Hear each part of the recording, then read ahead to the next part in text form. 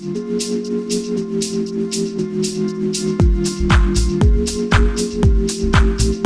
we're just going to slide into our conversation about business owners, producers, people who are working more on the back end, and then let's see what you can share about that. Is that okay? Yeah, of course. Great. So I saw that you're on your website. You said you really champion education and continual learning. So what do you do to keep learning?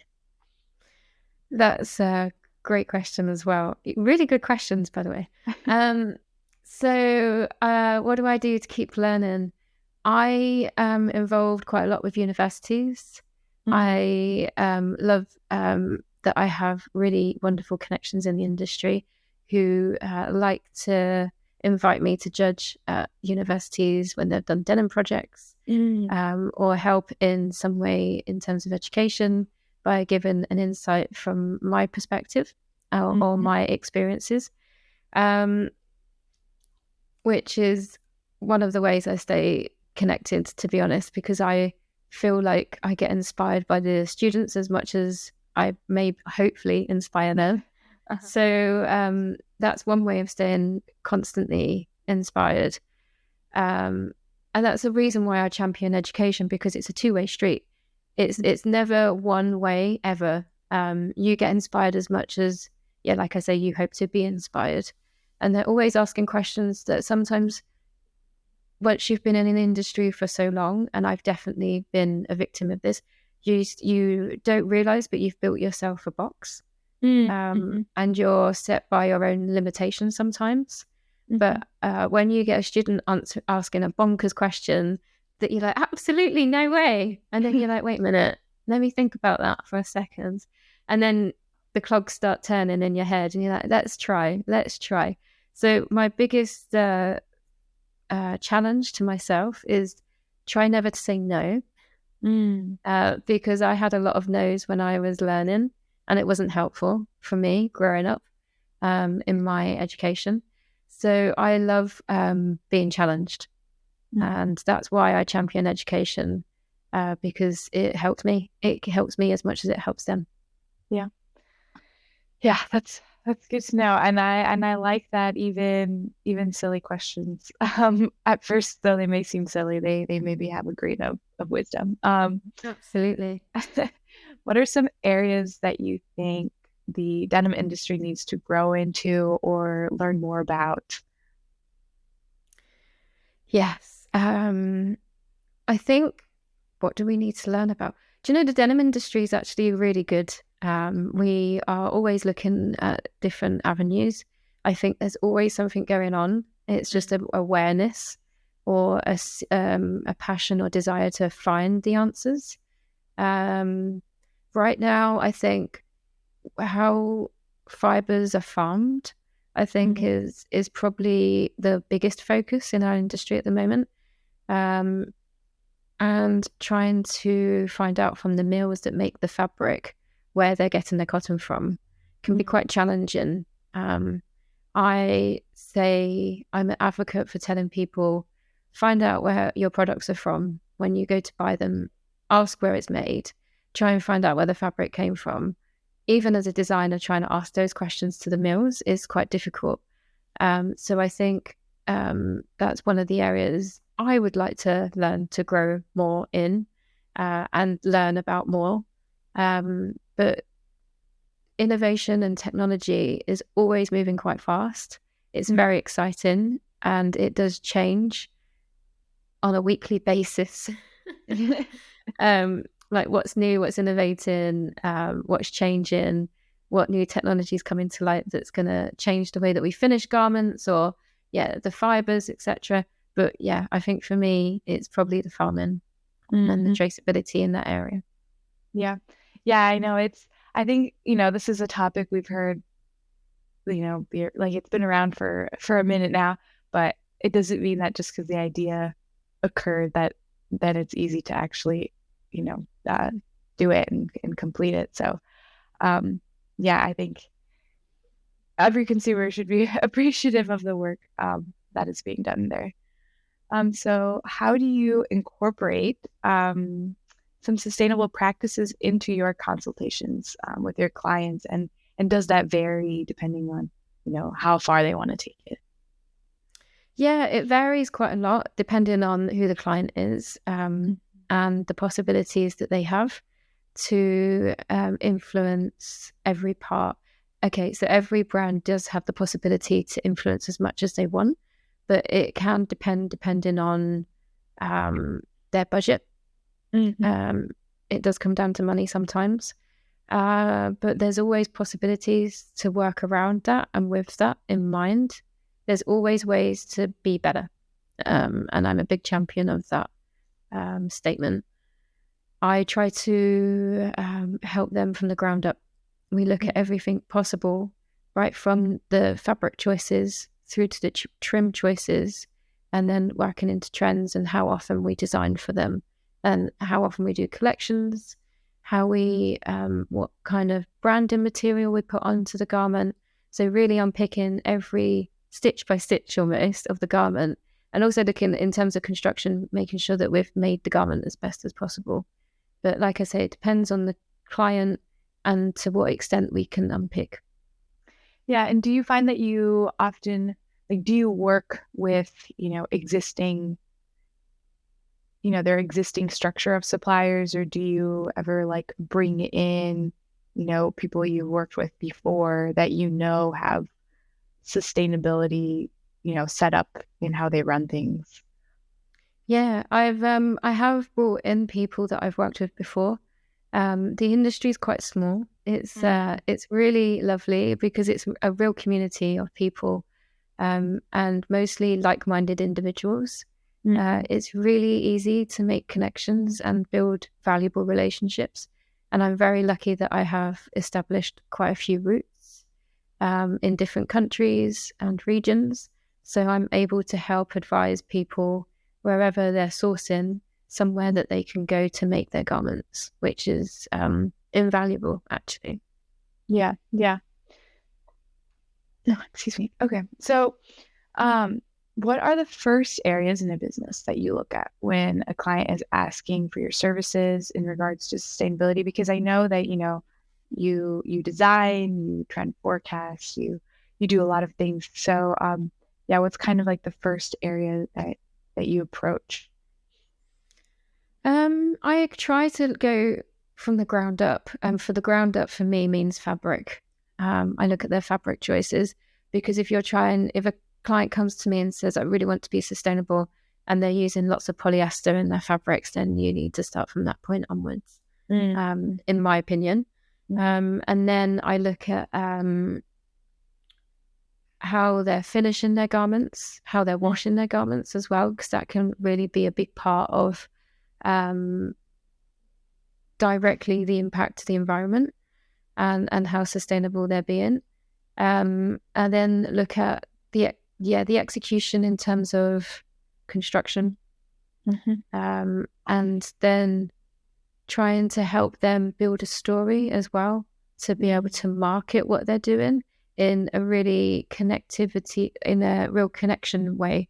Like, you really want to engage with your consumer. You want to be able to tell them that you care, because it's great you do stuff, and you should be doing the best you can, as much as possible, regardless of whether you're shouting about it or not. I think we have that responsibility as human beings, not just within fashion, but just to be the nice, as good as we can be on a day-to-day basis with whoever we meet. But for a brand to really engage with their consumers, I think is really hugely important. And trying to get that connectivity from their story right down to the consumers, so that they can understand. Yeah. And also understanding the digestible way, because it's quite difficult, because I keep giving you lots of information and repeating myself a little bit, because it is so huge, and there's a lot to take in from this industry, and from an average consumer to take on any of that is quite a demand. Yes, definitely. And I think, yeah, also just from the perspective of whether it's a small business or an established business, but sometimes ideas can get stale of how to be sustainable. So it's good to kind of get some refreshing input on some areas that they maybe haven't looked at closer. So also helpful for them. Yeah. So yeah, yeah. Also looking at the after cycle of the product as well, whether they offer incentives to like once you've finished with your garment. And a lot of companies are now doing this, like COS, for example, huge company. Now they're Mm, doing like a platform on their website where you can sell your old COS clothes mm, secondhand as a platform. So I think, there's lots of things you can do beyond um, the product that you make. It can be like making sure that you're caring for when the consumer's finished with the product too. hmm. Yeah, and that's like a creative way to kind of sprout like a little side business, do your business. Yeah, absolutely. There's so many creative solutions. There isn't just one answer that fits all. Mm-hmm. Even if you don't have a lot of money, there's always something you can be doing that is better than what you are doing now. Hmm. Yeah, and on kind of on that note, where do you see the future of denim going? Because I think, in previous conversations that I've had too, like there wasn't this whole talk of sustainability, and now there is. And now that's been around for a little while. So what do you think kind of the move forward is in the next, decade or two? It's a really good question. I think it's going to be heavily around fiber Mm, and how we are regenerative as well in the fiber.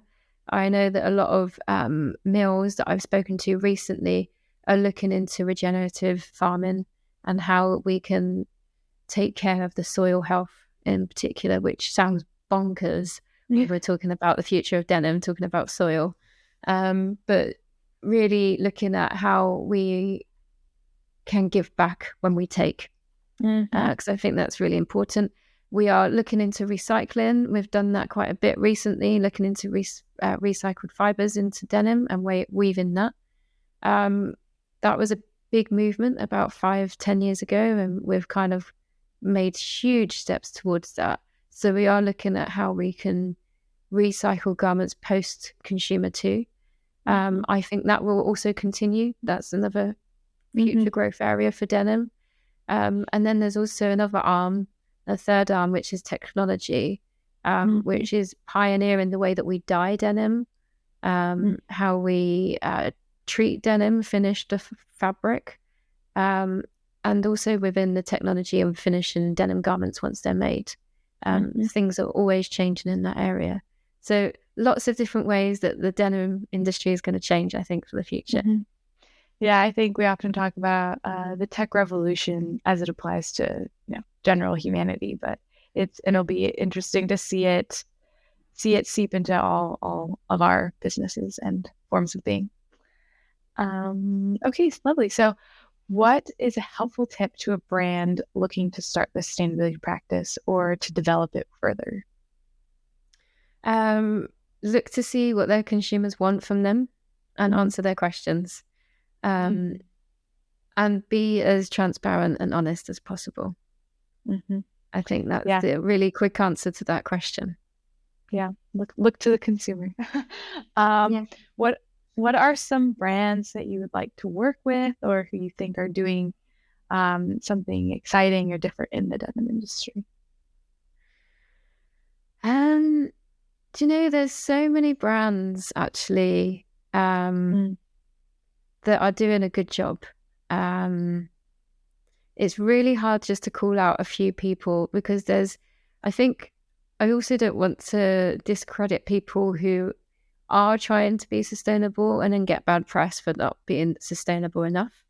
And I think mm, that is really deadly to do because it puts people off. I worked mm, for a company in the past who, are incredible at being sustainable, offsetting their CO2 emissions. Um, and I done a completely sustainable denim jean for them. And I said, why are we not, marketing this more? We should be shouting about it. And they said, because we don't want to be held accountable in case someone finds something wrong with it, which is crazy. Like that's mm, insane to hold back because people are afraid of too much criticism or for them to look at the garment too closely. So I don't want to call out anyone because I don't want to discredit anyone at the same time. I've always looking at new brands. I'm really heavily influenced by Japanese designers, Asian market as well. I love looking at their fit inspiration, and the fabrics as well from Japan and Italy. I love looking at Italian fabrics too. But yeah, that's how I think I'm going to answer that question. Yeah. I actually saw an article on, I think, Vogue Business or something about how Italy is like very sustainable, like to source your things from Italy. So, yeah, no, I think that's an excellent response. So how did you start to work with Dun& Purvey? What do you do for Dun& Purvey? And yeah, what are you up to at the moment? So I spoke to Dun& Purvey probably about a year or so ago, actually. I saw an interview with the owner and his son, and it really inspired me because he was directly talking to the future of this world. And what better critic could you possibly get than asking your own son to interview you? And I thought that was incredible. And immediately I knew my values were aligned from that point onwards. Um, I reached out to a few friends in the industry and was talking to them about the company and heard also good things. And then I can't even remember how I established contact with them, but we got talking, and that kind of has now resulted in me working for them. I've started working for them only for like a month now, so it's very new. I am helping them with their design and development with their new collections, which is really exciting. They have an incredible laundry using really wonderful sustainable technology, and pioneering technology as well, which is incredibly exciting. As a designer, you get very excited by machines, or at least I do. And yeah, I should be going to visit them very soon. Hopefully I will be there for Christmas actually this year, because I'm too excited to get out there and see what they do firsthand. It's the best way to understand your client is to see them directly at the source. So I am really excited to go there and see them. I'm currently working on Spring Summer 24, and looking at trends for that season, as well as helping them with their collections tailored specifically for consumers, or their clients, I should say, to make sure that we're making the right choices as possible, so we don't over produce collections for them, and that they make the right choices at the beginning. Yeah. Wow, excellent things to call out. I'm glad that we brought up a little case study of you in action. Excellent. Excellent. So thank you so much for joining us. I think, yeah, just like, do you have anything else that you'd want to add, whether it's like specific for, producers or for consumers? Yeah, maybe I should just finish with, ending on a line that I'm a huge advocate of, which is don't ever stop learning, and don't ever believe you're in a position where you know everything. I think in this industry it's impossible anyway, because there's so many innovations that you really do have to pretend or convince yourself you're a student every day, because you really are. It's no joke. It really is changing as often as every day. There's always a new chemical substitute that's coming out that betters itself from its predecessor that you need to know about or be aware of. And there's this general idea that, and yeah, I mean, I've been guilty of this in the past by putting myself as within a box of being a designer, that I can't possibly learn all about chemicals and be a designer. I need to stay in my lane. But don't ask the questions. Always ask why, and always ask how it's possible. And if you get a no, challenge the no every single time. Ask, well, if okay, it's no, but tell me why it's a no. and then I Mm. can make better choices going forward. So continue learning, never stay uninspired, and you can find inspiration in the smallest places. So get out, even just take a coffee, watch people walk past, and never stop learning. Always ask why, and never take no for an answer.